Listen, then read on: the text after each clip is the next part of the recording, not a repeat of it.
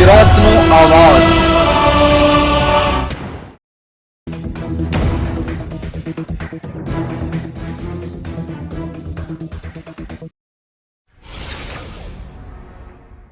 ધોરાજીમાં નગરપાલિકામાં એક તરફ ચૂંટણીનો જંગ ખેલાશે અને આ જ સમયમાં સ્થાનિક લોકો નગરપાલિકા તંત્રને નારાજ અને રોષે જોવા મળ્યા હતા। ધોરાજીના વોર્ડ નંબર 9 અને સત્યમ શિવમ સુંદરમ વાડી વિસ્તારમાં પીવાના પાણીની સાફ સફાઈની રામાયણ જોવા મળી। સ્થાનિક મહિલાઓ રણચંડી બની ધોરાજી નગરપાલિકા કચેરીમાં કર્યો ઘેરાવ। હું પોસ્યા રીટા વોર્ડ નંબર 9 માંથી આવું છું।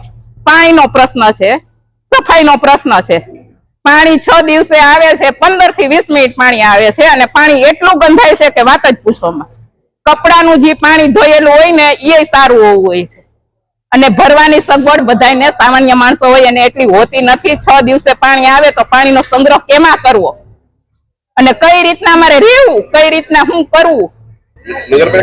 નગરપાલિકા બસ 2 મહિનાથી એવું જ કે છે અમે આવી છીએ 15 મિનિટમાં આવી છીએ, એમાં 2 મહિના થયા, કોઈ દિવસ અમને એને જવાબ સારો જ આપ્યો છે। નગરપાલિકા તંત્રની અધિકારી આપ્યું ફક્ત આશ્વાસન।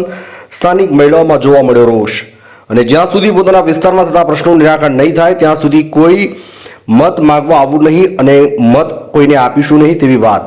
ધોરાજી નગરપાલિકા હાય હાયના નારા લગાવે અને વિરોધ વ્યક્ત કર્યો। ધોરાજીથી અલ્પેશ ત્રિવેદીનો રિપોર્ટ।